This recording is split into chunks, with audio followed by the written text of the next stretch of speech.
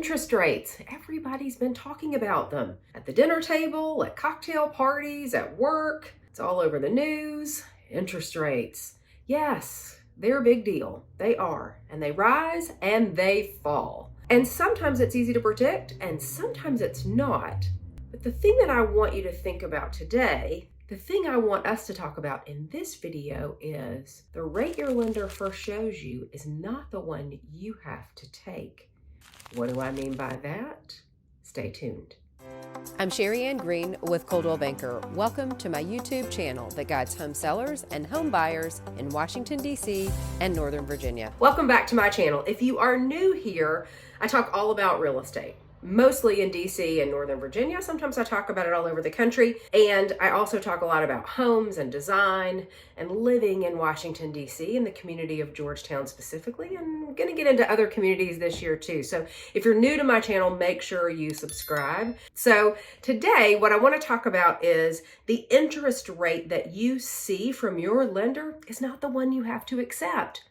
Now, that may sound like, what are you talking about? What do you mean I can't accept the interest rate, or I don't have to accept the interest rate that the lender gives me? So let's back up for a minute. When you're a buyer, one of the main things you focus on is how you're going to finance the house. How are you going to purchase the house? Now, if it's with cash, that's easy. You know what you have, you know what you want to spend, and there's sort of a limit there based on available funds that you want to put towards a house purchase. But if you're financing, there are a lot more decisions to make, starting with what lender do I go with?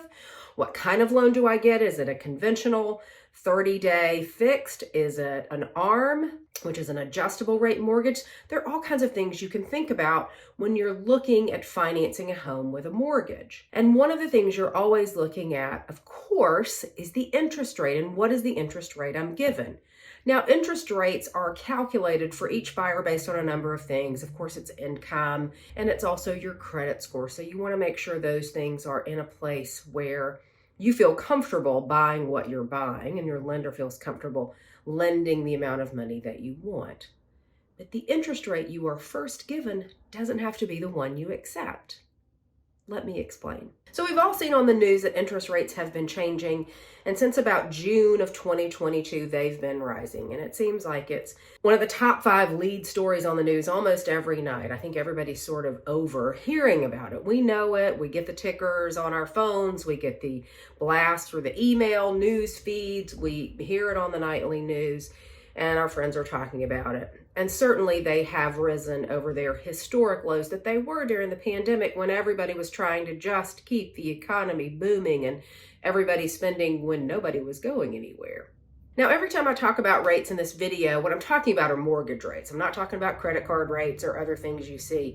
When I say the word rate, what I mean is the interest rate on a mortgage. So just so that makes sense to you as you listen to this video and others that I talk about. So the good news about the interest rate on a mortgage is that over about the last 4 weeks, they have been falling.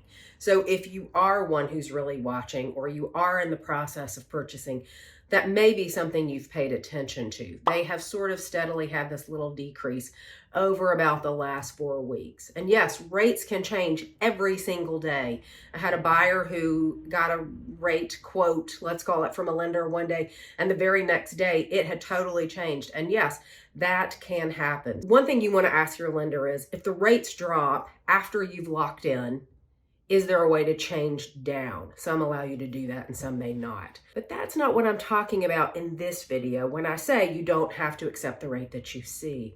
What I'm talking about is a buy down. And that may be something that you have heard a little bit about, a mortgage rate buy down. And there are 2 types of those. There is a permanent and there is a temporary. Let's go through both. So buyers have always compared interest rates. Sometimes they shop different lenders and it's not always a bad idea. Sometimes a different lender can give you a better interest rate. And buyers have for many, many years used what are called points to buy down their rate. And a point is simply prepaid interest you pay at the time of closing, and it changes the rate that you get for the life of the loan. That's a permanent buy down. So let's go through that again. You can buy down the interest rate on your loan by paying points.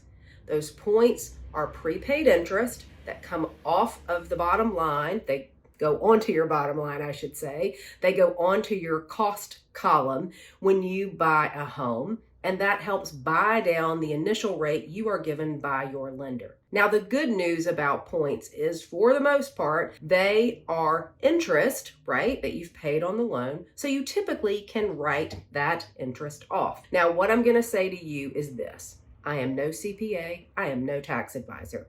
This is not tax advice to you. It is a typical situation that I have seen where buyers can take those points as an interest rate deduction on their taxes. It's an idea for you to explore with your CPA. Don't take my word that you can do it. Please always check with your tax professional. But the idea of a point or more points is that you change the interest rate over the life of your loan. So if you're getting a 30-year fixed, how great is that? Maybe you're quoted 6%, you can buy down 1 point, and now you're at 5, and you're at 5 over the life of that loan. So that's a permanent buy down that we've seen a lot of buyers do for many, many years. The other option is a temporary buy down.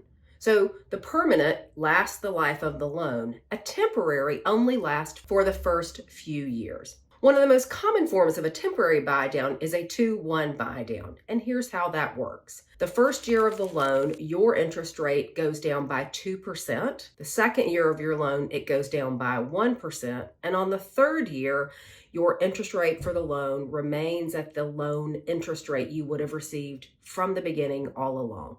So you buy down 2% in the first year, you buy down 1% in the second year, and the third year, you're back at the normal, let's call it interest rate that you were quoted. Now, why would you want to do this, you may ask? One of the great benefits about doing this program is we can often negotiate that the seller pay for it. So if you are a buyer who doesn't want to bring as much cash to closing, or you don't have as much cash to bring to closing, if the seller is buying down your rate for a couple of years, it may mean that you can qualify for a loan you didn't think you could. It also may mean that your monthly payment is lower, and you can think about it in terms of this. If you know you have a bonus coming in the next year or two, if you know you have a nice raise coming in the next year or two, or if there is some other financial event that's going to happen to you to change your financial picture, to help you have more cash, to help you have more income to pay a larger monthly mortgage, then buying some time before you get to that raise, let's call it, in your income, is this 2-1 buy down. So as I mentioned, this is something that we can often get the seller to do in the market that we are in today. Now, when we were in a seller's market and there were 10 and 15 and 27 offers on a house, that wasn't going to happen. But in this market where a seller is seeing fewer buyers or only one potential purchaser for their house, this may be something that is appealing to them to get you to buy their home. It may be a way for you to see a home, to buy a home that you didn't think you could because of the amount of closing costs you would have needed and because of the way the interest rates are currently sitting. Now, the other thing to know about this is if the seller buys this down, the seller cannot write this off their taxes. That's my understanding. Again, always talk to your tax professional. So as a buyer, you do lose that potential ability to write off the interest. But if cash is your problem and cash is what you need and cash isn't what you have handy, and you want to change that monthly interest rate for the first couple of years on your loan, this may be the product or the idea, the strategy that you need. The way to think about it too is that this is truly a seller concession, right? There are often times when a buyer goes into a situation and says, I'll pay you $500,000 for this condo, but I want a $10,000 concession at closing to cover my closing cost. It's just another way to think about it. But what it's doing is not putting cash back in your pocket necessarily. It's not taking cash out of your pocket, and it is changing your interest rate. So that affects your monthly payment. So it's just another form of a seller concession. What you're seeing on some listings is sellers are offering this right up front, and you'll see it in the write-up, or your agent will see it in the agent remarks. Seller offering a 2-1 buy down, seller offering $8,000 towards a 2-1 buy down, or something to that nature. If it's not in that listing description, make sure you're talking with your agent if this is something that you want to explore. Your agent is always your first step and your best resource to help you put down the most strategic offer for you, the house at hand, and the neighborhood and the jurisdiction in which you live or want to live in. Knowing what the market norms are, let's call them, for your area can help you write a better successful offer, can help your agent help you write a better offer. So if this is something that you're interested in, make sure that you talk to your agent to see if a temporary buy down covered by the seller is something that you should be writing in to your offers. Are you new to my channel? I'm glad that you're here. Don't forget to subscribe. And while you're here, if you are about to buy a house, you need this. It is my buyer vision guide. It will walk you through the entire buying process so you don't miss a beat. Check the description, check the comments so you can download it.